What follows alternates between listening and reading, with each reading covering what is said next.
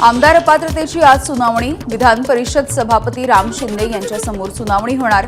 सोबत नीलम गोऱ्हे यांच्या विरोधामधल्या याचिकेवरती सुद्धा सुनावणी.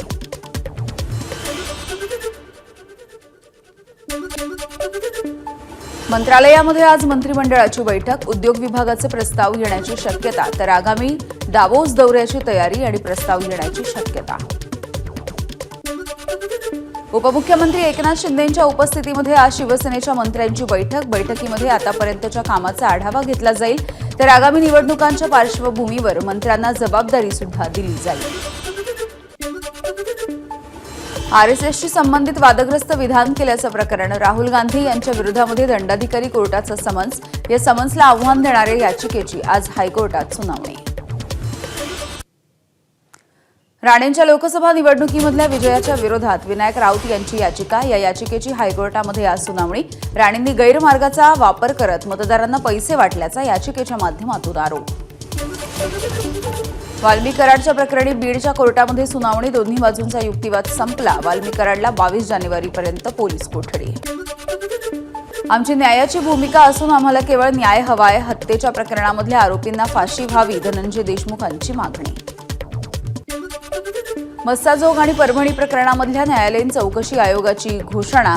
सेवानिवृत्त न्यायाधीश ML ताहिली यांनी या प्रकरणाची चौकशी करणार. आरोपींनी वारंवार आवादा कंपनीकडे खंडणी मागितली, पण संतोष देशमुख खंडणीला अडथळा ठरले म्हणून त्यांची हत्या झाली आहे का? एसआयटीनं कोर्टामध्ये दिलेल्या माहितीमध्ये मोठा आरोप. तर संतोष देशमुख यांच्या अपहरणाची वेळ आणि तिघांच्या फोनवरील संभाषणाची वेळ ही मिळती जुळती असल्याचा एसआयटीचा खुलासा. हत्येच्या दिवशी केवळ फोन केला म्हणून 302 आणि मोक्काच्या अंतर्गत कारवाई करताय का? न्यायाधीशांचा तपास अधिकाऱ्यांना सवाल. दिवंगत संतोष देशमुखांचे बंधू धनंजय देशमुख आणि मनोज जरांगे यांच्यामध्ये भेट. आंतरवाली सराटीमध्ये दोघांमध्ये सुमारे 1.5 तास बंद दाराआड चर्चा.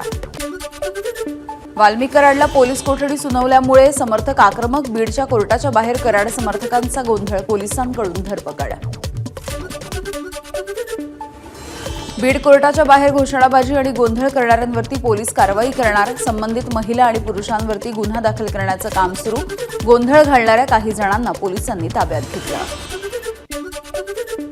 पांगरीमध्ये कराड समर्थकांचा रास्ता रोको. संतप्त तरुणांकडून टायर जाळण्याचा प्रयत्न. आत्मदहनाचा सुद्धा इशारा. पांगरीमध्ये मोठा पोलीस बंदोबस्त. धनंजय मुंडे गुंडांची टोळी रस्त्यावरती उतरवतात. मुंडेंच्या माणसांकडून जातीवाद आणि दंगली घडवून आणण्याचा प्रयत्न सुरू. या सगळ्या प्रकरणामध्ये धनंजय मुंडे 100% दोषी. मनोज जरांगेंचा आरोप. बीडमधला तणाव कमी करण्यासाठी मुख्यमंत्र्यांसोबत चर्चा करणार. पंकजा मुंडेंची प्रतिक्रिया. वाल्मी कराड यांच्या संदर्भामध्ये ईडी चौकशी व्हायला हवी. खासदार सुप्रिया सुळेंची मागणी. तर बीड आणि परभणी प्रकरणामध्ये पीडितांना न्याय मिळणं गरजेचं. सुप्रिया सुळेंचं वक्तव्य. देशमुख हत्या प्रकरणामधून सध्या 2 समाजामध्ये तेढ निर्माण होतोय. कोणाच्या वेदनेवरती स्वतःची राजकीय पोळी भाजू नये. गुणरत्न सदावर्ते यांचं वक्तव्य. लाडकी बहीण योजनेबाबत नागपूर खंडपीठामध्ये जनहित याचिकेवरती सुनावणी. या योजनेमुळे राज्य सरकारवरती कोणताही आर्थिक भार पडणार नाही. राज्य सरकारनं प्रतिज्ञापत्रामधून मांडली बाजू. पुढची सुनावणी 7 फेब्रुवारीला. राज्यामधल्या 6 जिल्हा परिषद आणि 44 पंचायत समित्यांवरती प्रशासक नियुक्तीच्या संदर्भात अधिसूचना जारी. वाशिम, नागपूर, अकोला, धुळे, नंदुरबार आणि पालघर जिल्हा परिषदेवरती प्रशासक नेमले जातील. राज्याच्या ग्रामविकास विभागाकडून अधिसूचना. मंत्री आस्थापनांवरती पदांना मंजुरी. मुख्यमंत्री सचिवालय कार्यालयामध्ये 164 तर उपमुख्यमंत्री सचिव कार्यालयामध्ये 72 पदं भरता येणार. प्रत्येक मंत्री कार्यालयामध्ये 16 तर राज्यमंत्री कार्यालयासाठी 14 पदांना मंजुरी. बारामतीमध्ये खासदार सुप्रिया सुळे आणि अजित पवार एकाच मंचावर. राज्यस्तरीय कबड्डी स्पर्धेच्या उद्घाटनाच्या कार्यक्रमाला हजेरी. दोघांनी सुद्धा एकमेकांसोबत संवाद टाळला. मुंडे कुटुंबासोबत आमचे कौटुंबिक आणि जिव्हाळ्याचे संबंध. पंकजा मुंडे यांच्याशी झालेल्या गळाभेटीवरती सुप्रिया सुळेंचं वक्तव्य. शिर्डीमध्ये 18 आणि 19 जानेवारीला राष्ट्रवादीचे 2 दिवसीय अधिवेशन. भाजपच्या पाठोपाठ राष्ट्रवादी सुद्धा संघटनेच्या पातळीवरती सक्रिय. चंद्रपूर इथे 3 दिवसीय international conference on climate change 2025चं आयोजन. पर्यावरण जनजागृतीसाठी जागतिक स्तरावरची परिषद, महाराष्ट्राचे राज्यपाल सी.पी. राधाकृष्णन यांच्या हस्ते होणार उद्घाटन. राष्ट्रवादीचे आमदार संग्राम जगताप यांचं रोहित पवार यांच्या मतदारसंघामध्ये आंदोलन. सिद्धटेक गणेश मंदिरासमोरचं थडगं काढून टाकण्यासाठी हिंदुत्ववादी कार्यकर्त्यांसोबत आंदोलन होणार. मुंबईमध्ये पुन्हा 3,000 गुंतवणूकदारांची 100 कोटी रुपयांच्या फसवणुकीबद्दल मुंबई पोलिसांकडे तक्रार. मणियेज ग्रुप ऑफ कंपनीचे संचालक राजीव जाधव यांच्यासह बाकी जबाबदार व्यक्तींच्या विरोधात मुलुंड पोलीस ठाण्यामध्ये गुन्हा दाखल. टोरेस घोटाळ्याच्या प्रकरणी लक्ष्मी यादवला ठाणे कोर्टाकडून न्यायालयीन कोठडी, तर कंपनीमधील कॅशियर आणि मॅनेजरला 3 दिवसांची पोलीस कोठडी. पुढची सुनावणी 18 जानेवारीला.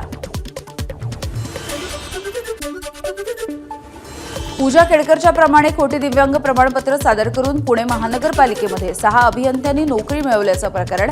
दिव्यांग आयुक्तांनी पुणे महानगरपालिका आयुक्तांना पत्र देऊन 5 महिने होऊनही पुणे महानगरपालिकेकडून अजूनही कारवाई नाही. ऑनलाईन फसवणूक करणाऱ्या टोळीला मुंबई पोलिसांनी पकडलं. अमरावतीच्या दर्यापूरमधून छापे टाकून 12 तरुणांच्या टोळीला पोलिसांनी घेतलं ताब्यात. यवतमाळच्या जनसंघर्ष अर्बन निधी बँकेचे 44 कोटी रुपयांचे अपहाराचं प्रकरण. मुख्य आरोपी प्रणित मोरेसह 3 जणांना अटक. रत्नागिरीमधल्या गुहागर समुद्र किनाऱ्यावरती कासव संवर्धनाला सुरुवात. कासवांची अंडी शोधून त्यावरती हॅचरी तयार. दरवर्षी वनविभाग आणि स्थानिकांच्या माध्यमातून कासव संवर्धनाचा प्रयत्न. बारामतीमध्ये आज कृषिक या आंतरराष्ट्रीय कृषी प्रदर्शनाचं उद्घाटन. कृषी विज्ञान केंद्र बारामतीच्या मार्फत प्रदर्शनाचं आयोजन. उद्घाटनाला सर्व पवार कुटुंबीय एकाच मंचावरती येणार. सोबत मंत्री पंकजा मुंडे, कृषी मंत्री माणिकराव कोकाट यांची उपस्थिती. शिर्डी विमानतळाच्या 25 किलोमीटर परिसरामध्ये लेझर लाईट वापरण्यावरती बंदी. लेझर लाईटमुळे वैमानिकांचं लक्ष विचलित होऊन दुर्घटना होण्याचा धोका. सुरक्षेच्या दृष्टीने निर्णय. यूजीसी नेटची परीक्षा आता 21 ते 27 जानेवारीच्या दरम्यान होणार. मकर संक्रांती आणि इतर सणांमुळे 15 जानेवारीची परीक्षा पुढे ढकलली होती. मुंबईतील टॅक्सी आणि ऑटो रिक्षा संघटनांचा पुन्हा एकदा भाडेवाढीसह आग्रह. टॅक्सी 4 रुपये तर रिक्षा 3 रुपये प्रति किलोमीटरनं वाढवण्याचा प्रस्ताव. ठाणे शहर, कळवा आणि मुंब्रा इथल्या काही भागामध्ये आज पाणीपुरवठा बंद. तातडीच्या दुरुस्तीच्या कामांसाठी 12 तासांचा शटडाऊन. 36व्या रस्ता सुरक्षा सप्ताहाच्या निमित्ताने गोंदियामध्ये मोटरसायकल रॅली. उपप्रादेशिक परिवहन आणि वाहतूक विभागातर्फे वाहतुकीचे नियम पाळण्याचं केलं आवाहन. अमरावती पोलीस आयुक्त नवीनचंद्र रेड्डींकडून पोलीस तक्रार निवारण अभियान. 13 ते 16 जानेवारीच्या दरम्यान सुरू असलेल्या या अभियानाला सोलापूरकरांचा उत्स्फूर्त प्रतिसाद. भंडारा पोलिसांकडून व्हॉट्सअपवरती आधारित सायबर बॉट प्रणाली. सायबर गुन्हेगारीमधून होणारी आर्थिक फसवणूक रोखण्यासाठी भंडारा पोलिसांचा नवा उपक्रम. जगभरामध्ये प्रसिद्ध असलेल्या जळगावचा चटई उद्योग अडचणीत. अधिकचा वीज दर आणि वाढत्या करामुळे चटई उद्योग परवडत नसल्यामुळे काही उद्योग बंद पडले तर काही बंद पडण्याच्या मार्गावर. पाणी पुरवठ्यासाठीच्या खर्चामध्ये वाढ झाल्यामुळे पाणीपट्टीमध्ये वाढ करण्याचा अहिल्यानगर पालिकेचा प्रस्ताव. मात्र पालिकेच्या निर्णयाला राष्ट्रवादीचा विरोध. पाणीपट्टी वाढवल्यास आंदोलन करणार. आमदार संग्राम जगताप यांचा इशारा. विदर्भामध्ये ऑगस्ट ते सप्टेंबर या महिन्यामध्ये अतिवृष्टीमुळे शेतकऱ्यांचं मोठं नुकसान झालं होतं. नुकसान भरपाई पोटी 386 कोटी 23,48,000 रुपयांच्या प्रस्तावाला सरकारकडून अजून मंजुरी नाही. शेतकरी प्रतीक्षेत. धाराशिवच्या येळशी अभयारण्याजवळ ट्रॅप कॅमेरामध्ये वाघ चित्रित. ताडोबामधून आलेल्या रॅपिड रेस्क्यू टीमसह 45 जणांच्या पथकाकडून वाघाचा शोध सुरू. कॅमेरामध्ये वाघ दिसल्यामुळे शोधकार्यामधल्या अडचणी आता कमी होतील. मुंबई क्रिकेट असोसिएशनतर्फे सध्या वानखेडे स्टेडियमचा सुवर्ण महोत्सवी सोहळा सप्ताह. या निमित्ताने मुंबईमधल्या ग्राउंड्समन क्युरेटर्स त्यांच्या योगदानासाठी विशेष सन्मान. 100हून अधिक ग्राउंड्समनचा या सन्मान सोहळ्यासाठी त्यांची उपस्थिती. वाशिमच्या सोनखास गावच्या शहीद अमोल गोरे यांना मरणोत्तर सेना मेडलनं सन्मानित केलं. पुण्यामध्ये 77व्या सेना दिवसाच्या निमित्ताने आयोजित कार्यक्रमामध्ये वीरपत्नी वैशाली गोरे यांनी मेडल स्वीकारलं.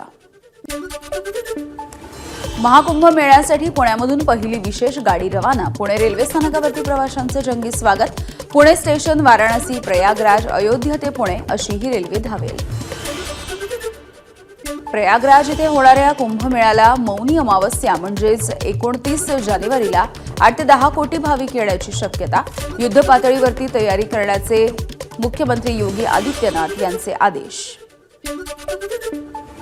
प्रयागराजमधल्या कुंभमेळ्यामध्ये कडाक्याच्या थंडीमुळे मोठ्या संख्येने संत आणि भाविक आजारी. एकट्या महाकुंभच्या मध्यवर्ती रुग्णालयामध्ये 132 आपत्कालीन रुग्ण दाखल. दिल्लीचे माजी मुख्यमंत्री अरविंद केजरीवाल यांनी नवी दिल्ली विधानसभा मतदारसंघामधून उमेदवारी अर्ज दाखल केला. उमेदवारी अर्ज दाखल करण्यापूर्वी हनुमान मंदिर आणि वाल्मिकी मंदिराला त्यांनी दिली भेट. सलग दुसऱ्या दिवशी शेअर बाजारामध्ये रिकव्हरी. सेन्सेक्स 224 अंकांनी वाढून 76,724 वरती बंद, तर निफ्टी 37 अंकांनी वाढून 23,213 वरती. NTPC, power grid, Kotak Mahindra bank आणि मारुती सुझुकी हे शेअर्स निफ्टीमध्ये वाढले. भारतीय सैन्यानं सेना दिवसाच्या निमित्ताने सादर केली रोबोटिक श्वानांची तुकडी. मल्टी युटिलिटी लेग्ड इक्विपमेंट या नावाने ओळखले जाणारे हे रोबोटिक श्वान सीमेवरती भारतीय सैन्याची मदत करतील. 100 रोबोटिक श्वान हे सैन्य दलामध्ये सामील. नवं मोबाईल सिम कार्ड खरेदीसाठी नवे निर्देश. आधारवरती आधारित बायोमॅट्रिक पडताळणी ही अनिवार्य. गैरवापर टाळण्यासाठी पीएमओचा निर्णय. मार्क झुकरबर्ग यांच्या विधानासाठी मेटाने मागितली भारताची माफी. मार्क झुकरबर्ग यांचं विधान अनेक देशांसाठी खरं असलं तरी भारतासाठी लागू नव्हतं. कंपनीचं स्पष्टीकरण. कोरोनाच्या नंतर लोकसभा निवडणुकीमध्ये मोदी सरकारचा पराभव झाल्याचं झुकरबर्ग यांनी केलं होतं वक्तव्य. मध्य पूर्वेमधल्या ओलिसांच्या सुटकेबाबत अमेरिकेचा करार. लवकरच ओलिसांची हमासमधून सुटका होईल. अमेरिकेचे राष्ट्राध्यक्ष डोनाल्ड ट्रम्प यांची घोषणा. अमेरिकेमधल्या रटगर्स विद्यापीठानं त्यांच्या सर्व कॅम्पसमधल्या जातीवरती आधारित भेदभावांवरती बंदी घातली. पत्रक प्रसिद्ध करत दिली माहिती. या निर्णयाचं अनेकांनी केलंय स्वागत. कंगना रनौतच्या इमर्जन्सी चित्रपटावरती बांगलादेशमध्ये बंदी. भारत आणि बांगलादेश यांच्यामधल्या तणावपूर्ण परिस्थितीमुळे हा निर्णय घेण्यात आल्याची माहिती. भारतीय महिला संघाचा सगळ्यात मोठा विजय. आयर्लंडला 304 धावांनी हरवलं. भारताच्या 435 धावांना उत्तर देताना आयर्लंडच्या 31.4 षटकामध्ये सर्व बाद 131 धावा. 3 सामन्यांच्या वनडे मालिकेमध्ये भारताचा 3-0 असा विजय. भारतीय महिला क्रिकेट संघाने आयर्लंडच्या विरुद्ध तिसऱ्या एकदिवसीय सामन्यामध्ये इतिहास रचला. राजकोट इथे स्मृती मानधना आणि प्रतिका रावल यांच्या शतकांच्या जोरावरती भारतानं 50 षटकांमध्ये 5 बाद 435 धावा केल्या.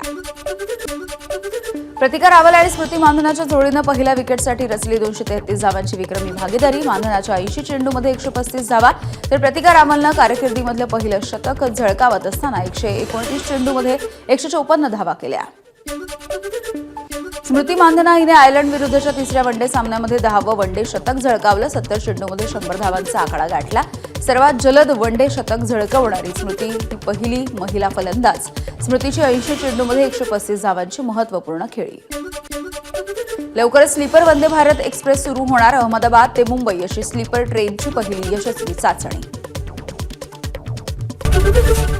एबीपी माझा, उघडा डोळे बघा नीट.